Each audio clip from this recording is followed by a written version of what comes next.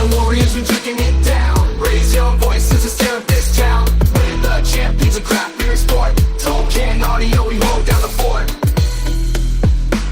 What's happening, everybody? Matt Robinson with you. A little bonus audio on a Sunday evening. It's late afternoon. I'm still down in cottage country. We did actually abandon the cottage and head to my parents' house in lieu of the ice storm that is rolling in. Not sure how bad it's going to be, but when you keep looking at all these maps of where's really going to get hit hard, we seem to be right in the middle of it. So I thought we'd get to a place where there's a little more stability in terms of the hydro and just other services. Plus, my parents have a generator down here. So hopefully all of that unnecessary. Haven't yet seen the Sunday night Leaf game, hoping the power holds out long enough for that. But we'll see.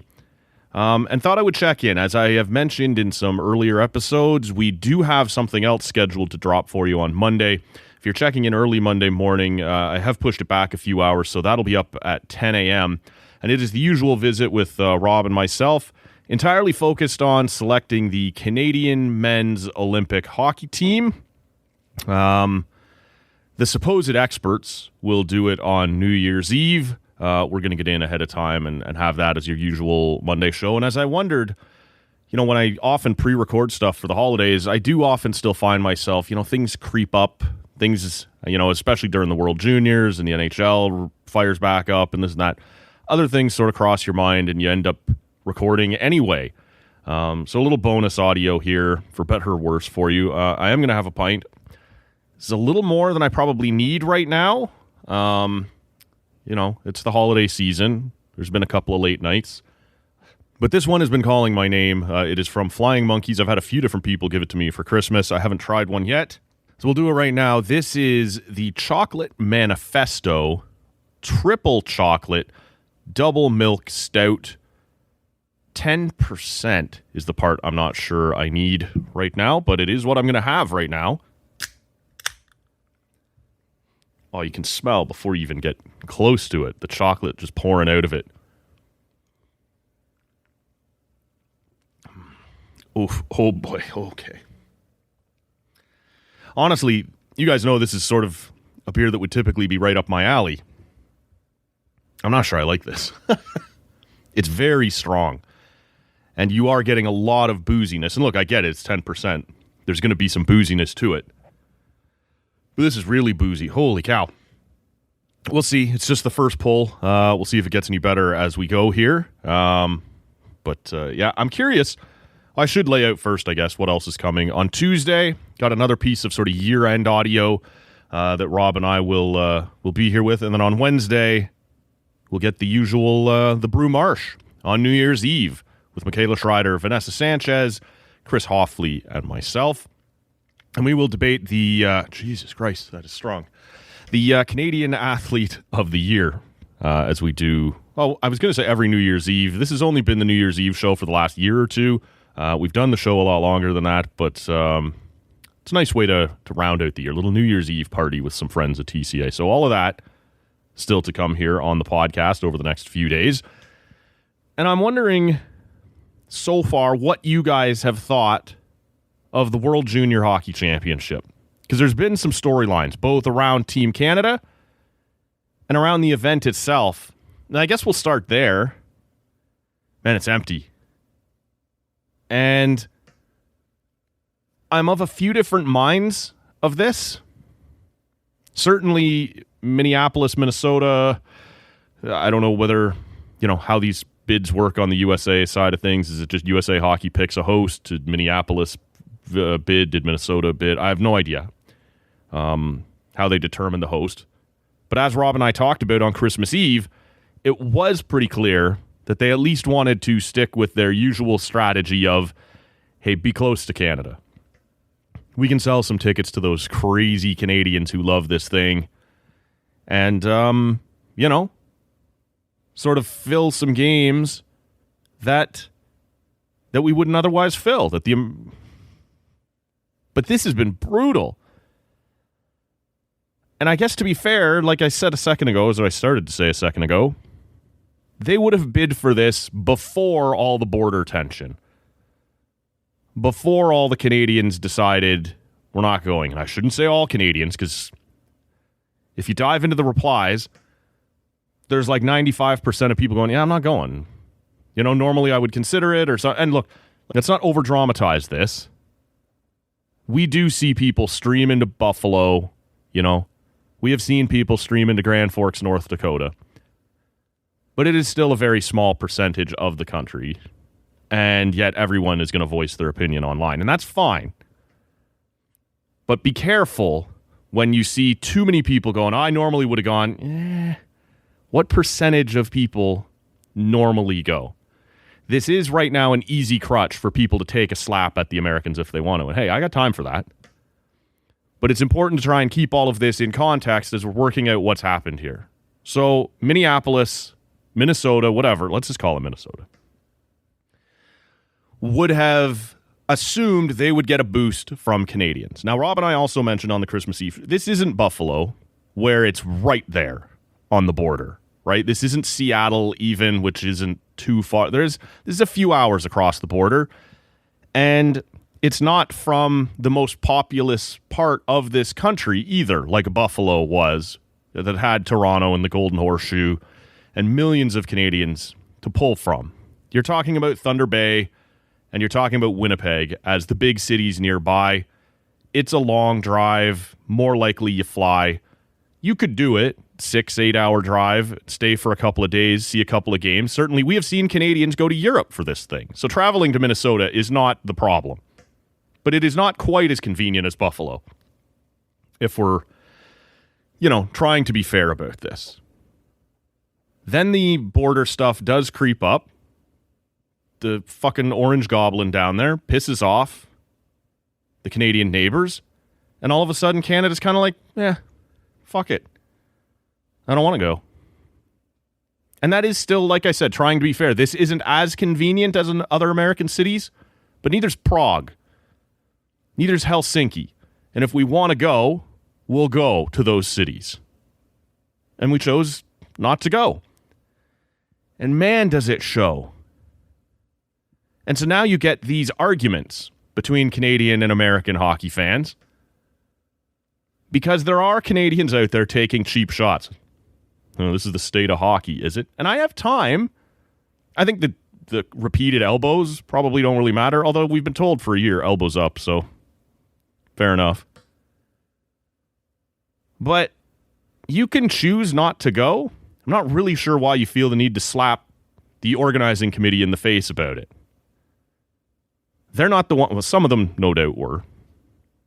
But they aren't the ones who've been saying 51st state and all this kind of thing. The governor of Minnesota, came out a couple of weeks ago in the hockey news specifically saying, hey, Canada, please come. Because they already were seeing not nearly the tickets being sold on this side of the border that they would have expected. They were trying to get out ahead of that. Hey, we get it. There's some tension, but we love this thing. You guys love this tournament. Come on down, watch it. And no doubt there are some Canadians there. And that's fine. You do you. But not nearly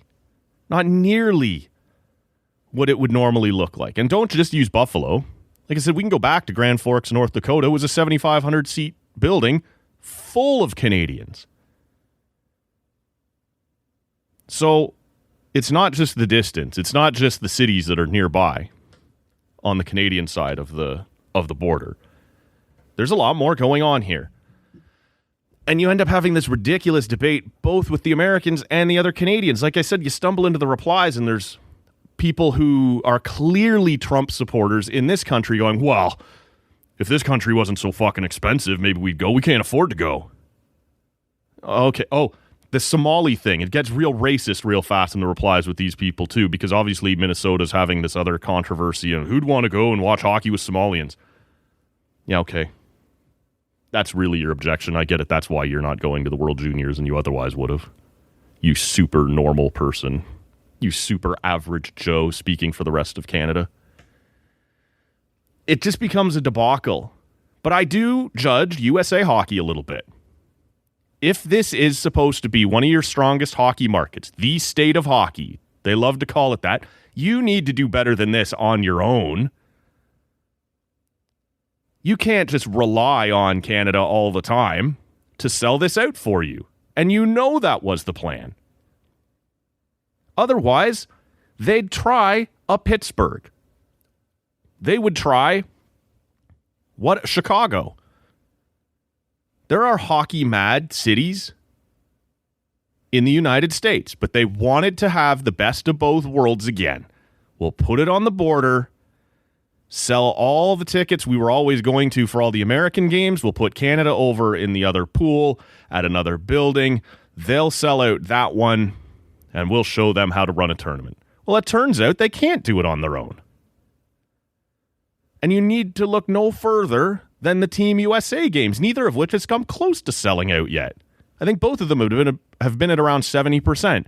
Might that go up a little bit as the playoffs go on? Yeah, it's possible. In fact, if the Americans go on a bit of a run, I would imagine it will. But so far, the USA games haven't sold out, and nothing else has come close to selling out. I crapped on the Toronto and Montreal tournaments for not being set up properly and it hurting attendance a little bit. They were way above this. Ottawa last year and in 2009, thousands and thousands of fans at Latvia versus Switzerland or whatever it would be. It's a bad look on TV right now. Certainly for the USA games and for everything else.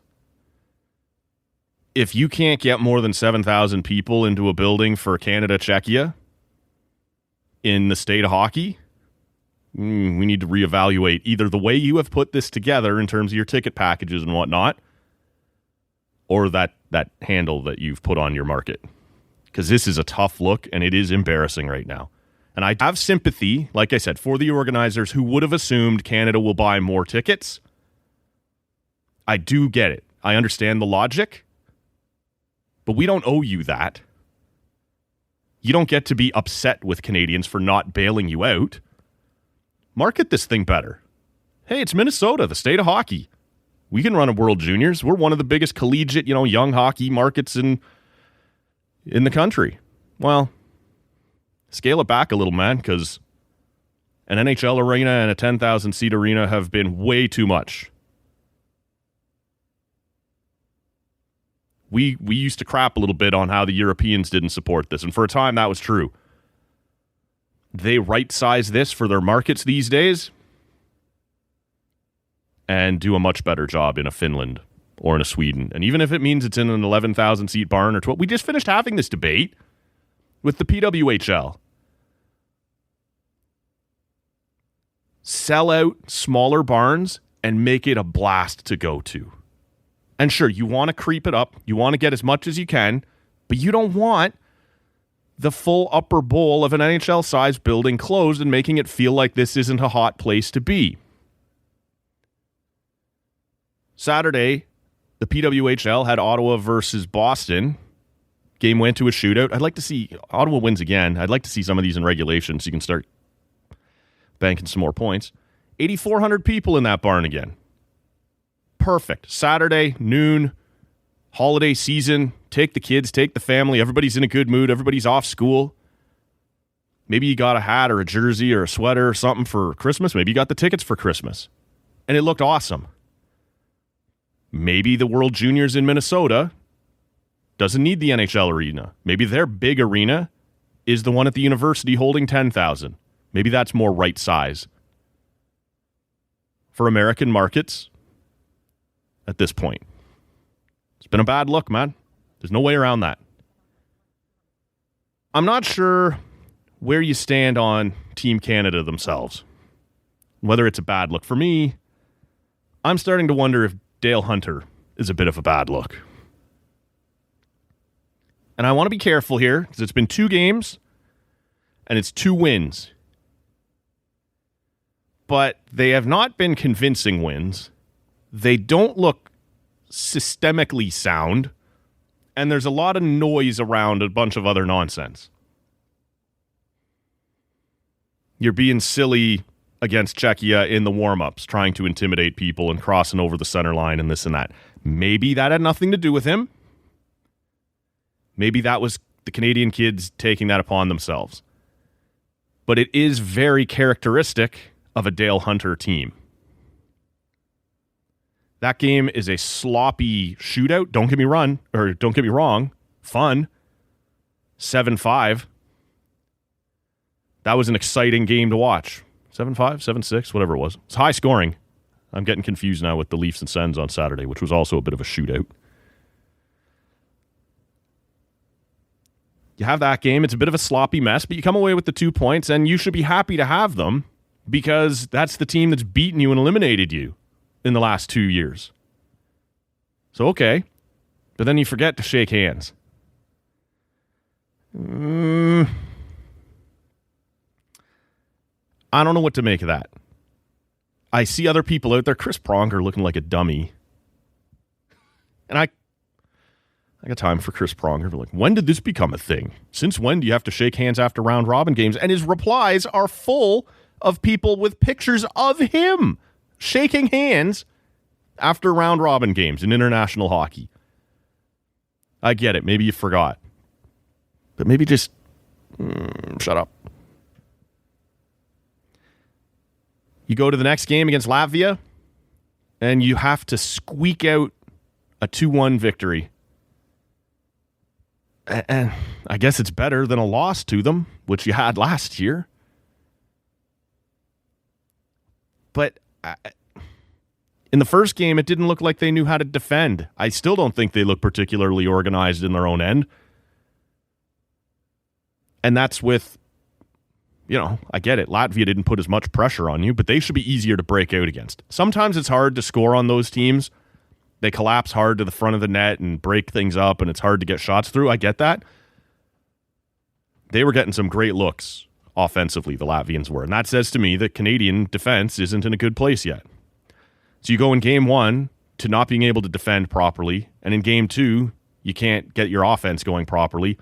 And I see Craig Button, and I see other people who like Dale Hunter giving him the benefit of the doubt. That was him reining them in and saying, no, you're going to learn how to defend.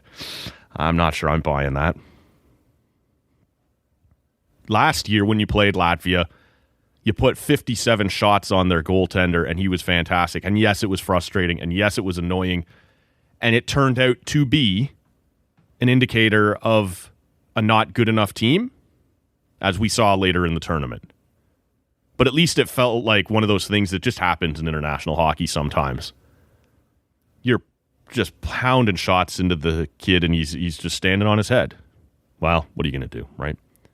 That's not what this was. There was no sustained pressure there on Saturday afternoon. So many kids just coming up the wing and shooting it at him or missing the net. Maybe you try and make a shitty pass when they, like I said, have already collapsed hard to the net, and you just blast something off a shin pad. I don't know what their identity is.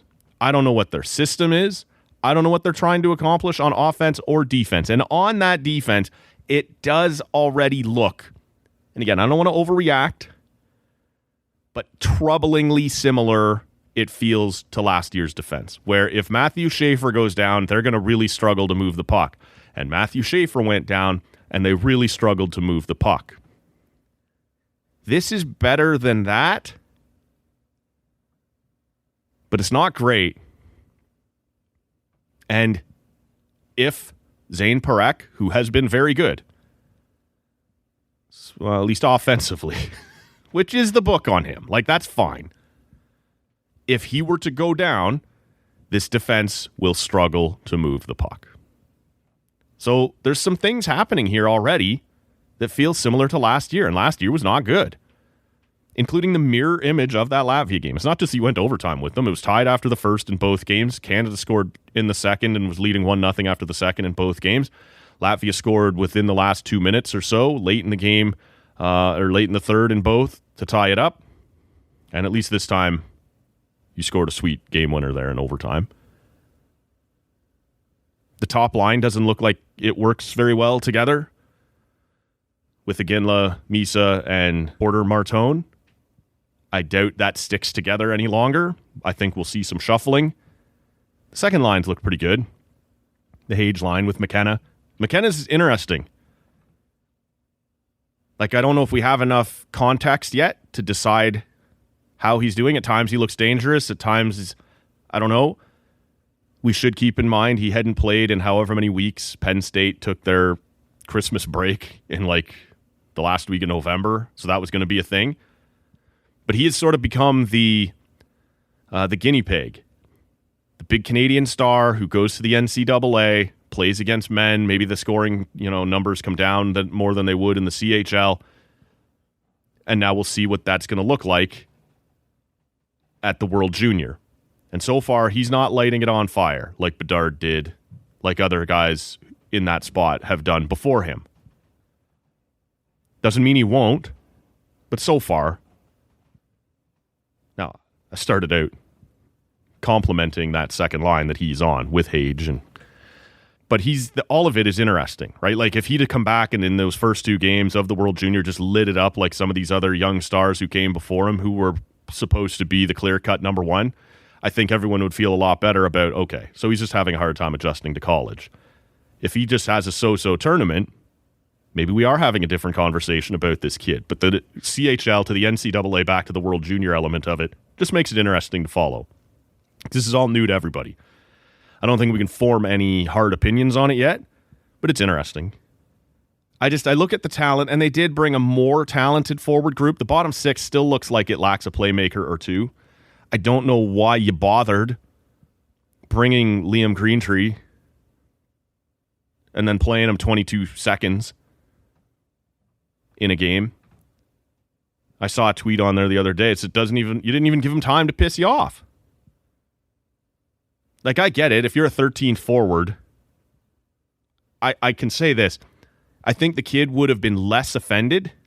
And I don't know. I should be careful here. I don't know that he was offended. A lot of these kids come to the tournament, understand they're going to play a different role. But I bet you he would have found that easier to swallow had he not gotten on the ice at all. Not healthy scratched, but just you go out to the bench. Hey, it ended up being a tighter game than we thought. I didn't find a shift where I wanted you. Hey, you just kind of got lost in the shuffle. I get that. I'm the 13th forward. That can happen. Give me 1 22-second shift and then put me back on the bench? That feels personal. I'm not saying it is personal. That feels personal. The kid must have backed over Dale Hunter's dog or something. A lot of the things that I didn't like about Dave Cameron last year as coach, and I know they're different coaches, but so far are bugging me a little bit about this Team Canada as well. And we'll see how it goes. They're 2-0. Or however they 2-0, 1-0, an overtime win and a regulation win. They get back after it on Monday. Leafs and Sens on Saturday night, I referenced. We'll touch this quickly and then shut it down before I lose power here. Just a mess. I didn't think it was a very good game. I mean, it's certainly entertaining enough, I guess. And I see a lot of people that, first game back after the break, it's a 3-day break. How many times in a season do you have 3 days off in a row? It's not rare.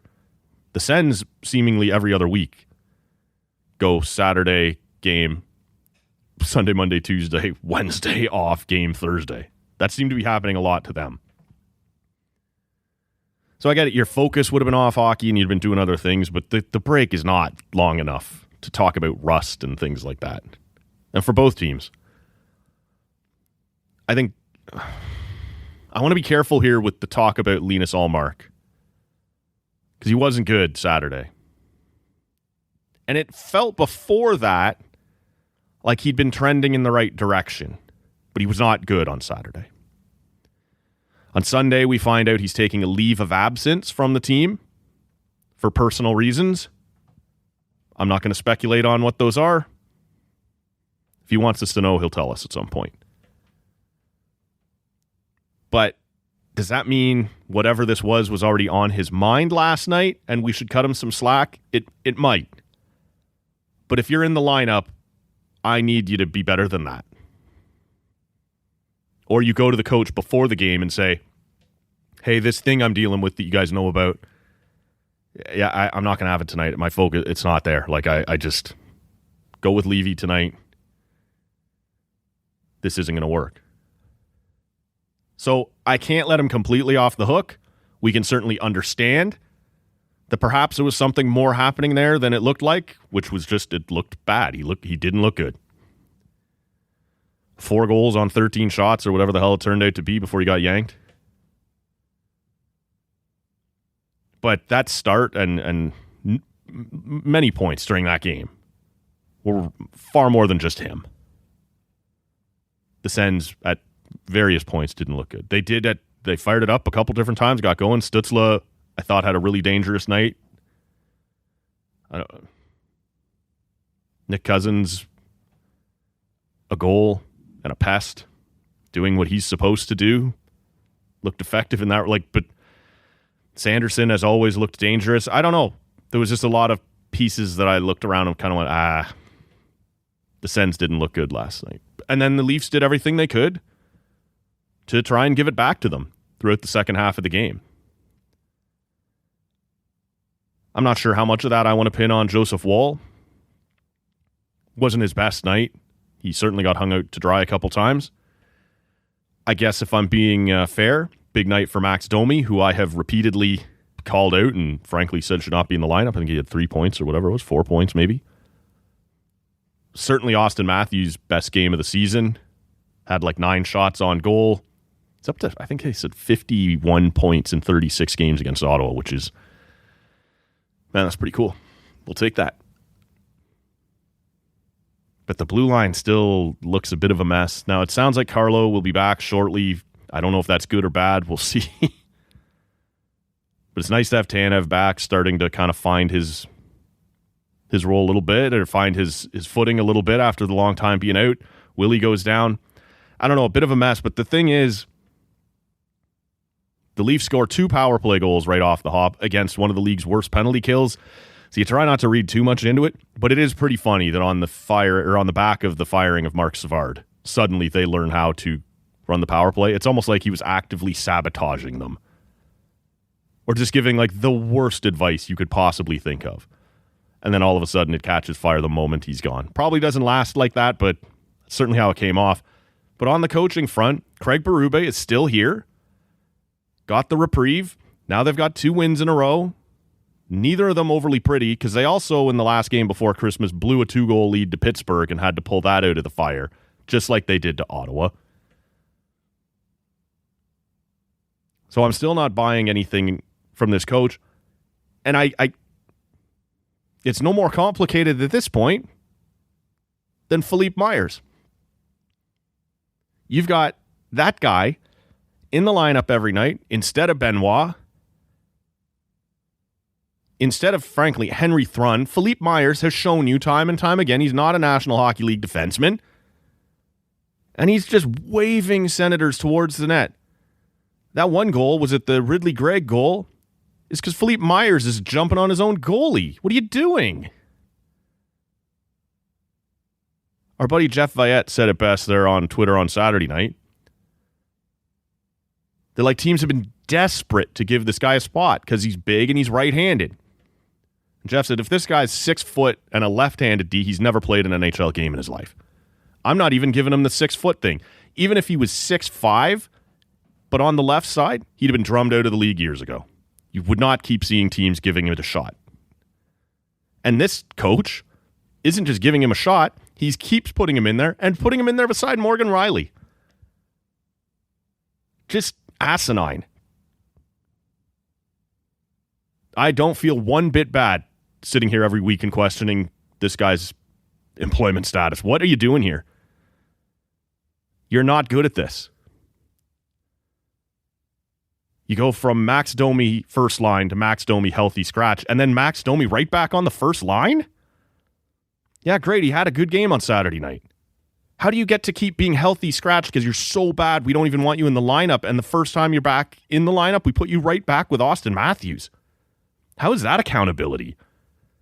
Get down on the fourth line and show me something. Nah, right back the first line. Got Easton Cowan sitting in the press box so that Max Domi can play first line minutes. And Matthias Michelli, who sat out for 10 games in a row, now has 4 points in 4 games since being forced to be put back in the lineup due to injury. Berube was done with that guy. He sure looks like one of your 12 best forwards right now. He'd be one of your 9 best. You got him in the health as a healthy scratch until you're forced to dress him again. This is a bad coach. Hired by a bad general manager who now can't fire him because that's his last bullet. Leafs have got themselves back within 3 points of a playoff spot, at least as I sit here right now.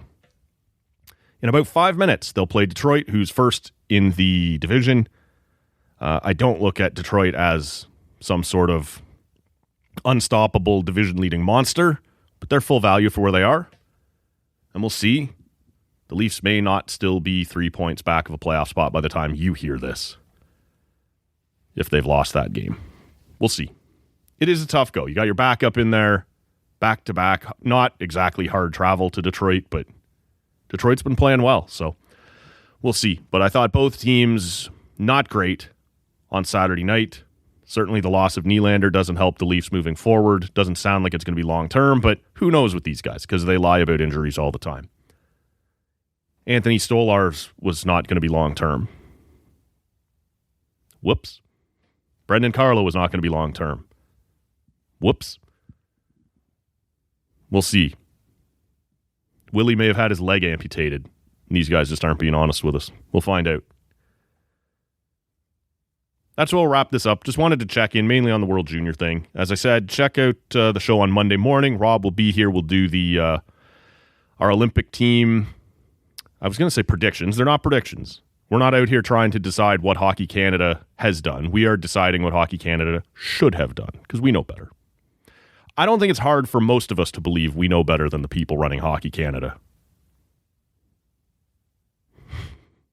They've made some pretty unforgivable mistakes on so many fronts in the past. So we will unveil our versions of Team Canada on Monday.